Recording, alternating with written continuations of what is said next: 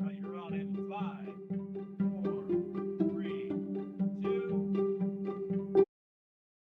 Inclusion isn't hard. We just think it is. I'm here with Coach Mike from Fitness for Focus here in Wexford. Coach Mike, thanks for coming Thank you on the so much for podcast. having me. I really appreciate this. Absolutely. I wanted to talk about our story a little bit and how we've kind of come along this journey the past year together here with our nonprofit, the Michael Mackie Project and Fitness for Focus. We met about a year ago at this point, Oh, almost several months. I mean, close, maybe not quite, but close. feels Yeah. like ages ago.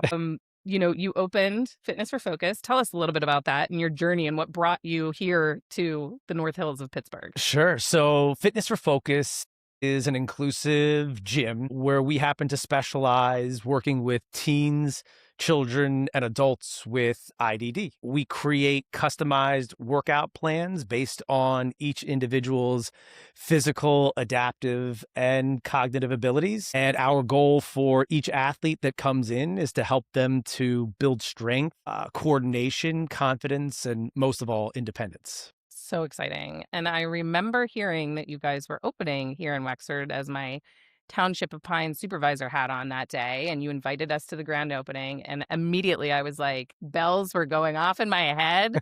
I was like, I can't wait to meet them and see this space. And oh my gosh, it's so needed here, especially in the North Hills of Pittsburgh, because a lot of these services like this are Pittsburgh and South or Pittsburgh and East. And there's not as much of it up here in the North Hills. So we're happy that you're here and we're Thank glad you. that you picked Wexford. So thank you. Very excited to be here. And when talking about that alignment between the Michael Mackie Project and Fitness for Focus, one of the big things was how can we work together to provide, these typical childhood experiences like sports for kids out in this area. And you really had a great idea with our Hoops and High Fives program that we started. Why don't you tell us a little bit about that and that inclusionary aspect of it? Yeah. The idea came up, I think, between you and I because we both realized that there was this gap between services that kids would receive in school versus what was available to them after school.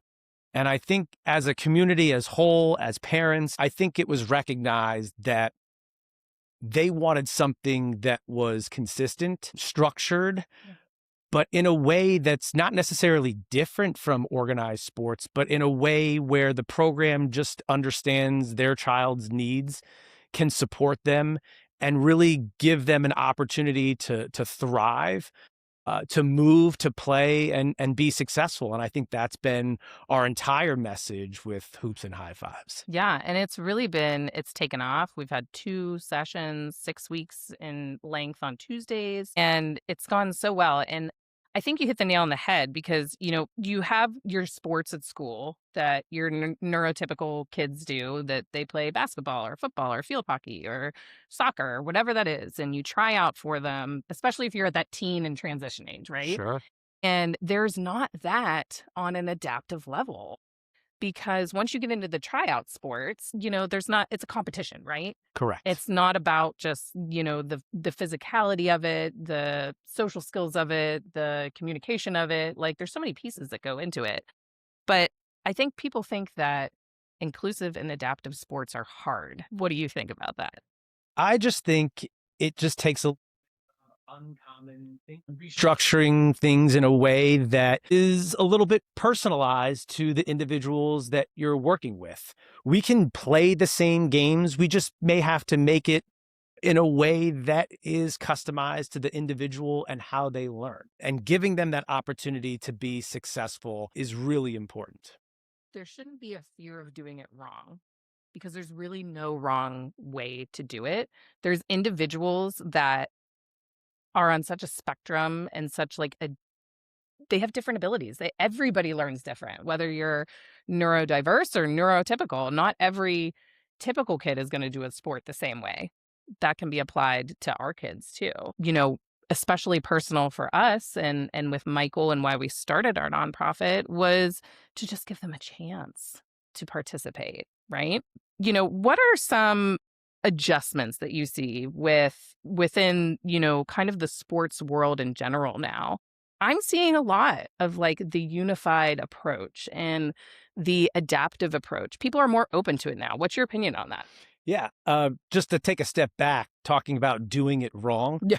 I think if you're having fun and you make it So, fun, you can't be wrong. yeah. But yes, I agree. I think nowadays things are becoming more inclusive, more unified. And one of the greatest examples is when we wrapped up our hoops and high fives, we did it where we were able to buddy up our adaptive athletes with the neurotypical athlete and have a 5-on-5 basketball game. Yeah, which was probably one of my favorite sessions to see. I know I'm always there on the sidelines kind of watching and getting everything, and you make it look so easy, though, I will say, and everybody Coach Mike is like Mr. Popular. You're like the GOAT with everybody that you interact with, and that's a big I mean, I hope you understand what a difference you're making in these kids' lives and how important of a figure you are to them, and but seeing them work along together, these their typical peers, and they get so much out of this too, right? Yes. And Like, it's really about creating, I think, a level playing field for everybody, yeah, giving everybody that opportunity to be a part of a program. That's super important to me, and I think very, very special to all the families who come out and join the program. yeah, and inclusion doesn't require perfection. That's something that I think we really need to hammer home with people. Everybody has this stigma with it. It doesn't have to be perfect. It just has to be available. I think what goes hand in hand with inclusion is mistakes are awesome because those are an opportunity for our athletes to learn. And from those mistakes, they're doing it in an environment where it's safe and encouraging. And then they can learn from those lessons beyond the sessions or the games that we're playing and bring that into everyday life. So whether that's better focus in the classroom, increased confidence in everyday life, or independence, I think that's what our athletes can draw from our inclusive activities. Yeah. And I think as a parent, and as a mother and, you're that's all you want. You just want to give them you wanna load up their toolbox for them. Yeah. You wanna be able to provide them with opportunities that they're going to be able to kind of apply in that real life setting wherever it is, and I think that that is truly so important. What are some of the things that you've seen in the kids over your years of working, in these different levels?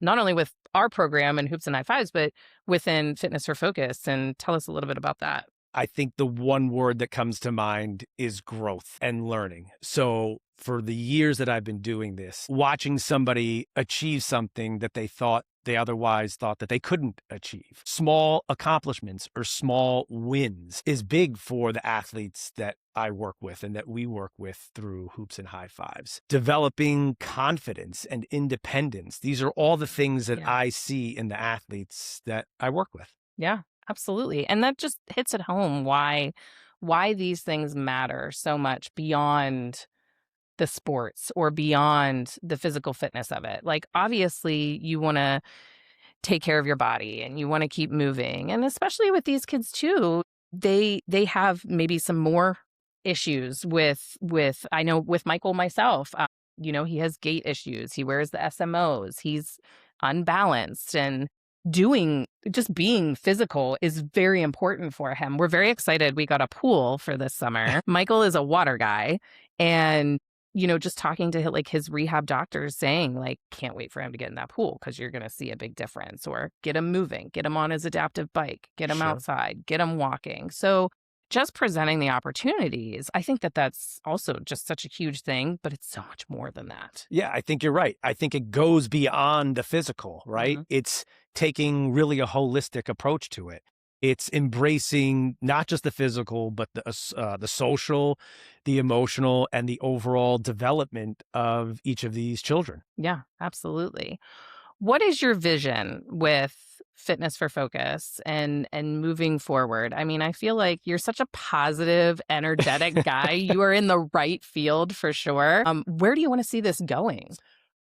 I want this to be more mainstream, where people are embracing differences, more accepting of all abilities. I would like to see Fitness for Focus have more than the 4 locations that we have right now. I would love to see this as something that goes across the country that would impact communities on a huge level and provide families with an opportunity that they otherwise wouldn't have. Yeah. I mean, that is amazing. I'm so excited for this journey that you're on because I think you are bringing families like ours and so many of us just hope that we'll be able to accomplish things with our kids that in years past hasn't been there. I talk to so many families and I meet so many different people through many different aspects and hats that I wear. And some of the folks that have the older kids are like, Audrey, I wish this was around when they were younger. Or, I wish this was here, but I'm so glad that it is now. And for those families that really paved the way for families like mine, and I hope that we pave the way